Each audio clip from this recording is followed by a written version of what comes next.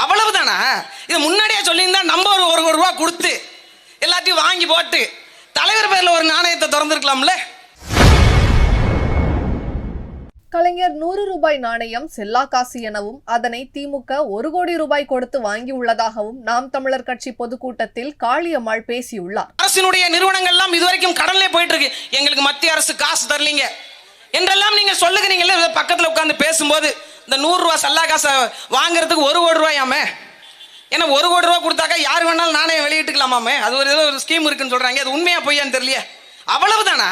இது முன்னாடியே சொல்லியிருந்தா நம்ம ஒரு கோடி ரூபாய் கொடுத்து எல்லாத்தையும் வாங்கி போட்டு தலைவர் பேர்ல ஒரு நாணயத்தை திறந்திருக்கலாம்ல.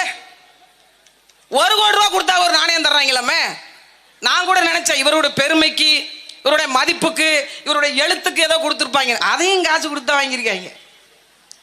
என்ன அவருடைய புகழுக்கு ஒரு 100 கோடி ரூபாய் கொடுத்துருக்கலாம். அவங்கள்ட்ட இருக்க பணத்துக்கு வெறும் 1 கோடி கொடுத்து ஒரு 100 ரூபாய் நாணயத்தை வெளியிட்டு அதில் பலதரப்பட்ட உடன்பாடுகளை எட்டி 2 பேரும் பேச்சுவார்த்தை நடத்தி ஒரு அண்டர்ஸ்டாண்டிங் வந்திருக்காங்க.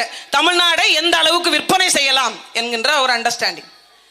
இங்க பெண்களுக்கு பாதுகாப்பு இல்ல, விவசாயிகளுக்கு பாதுகாப்பு இல்ல, வளங்களுக்கு பாதுகாப்பு இல்ல, நிலங்களுக்கு பாதுகாப்பு இல்ல. இன்றைய தினம் இலங்கை கடற்படையால நாகப்பட்டினத்தை சேர்ந்த கடலோர மக்கள் 11 பேர் இன்னைக்கு பிடிபட்டு இருக்கிறாங்க.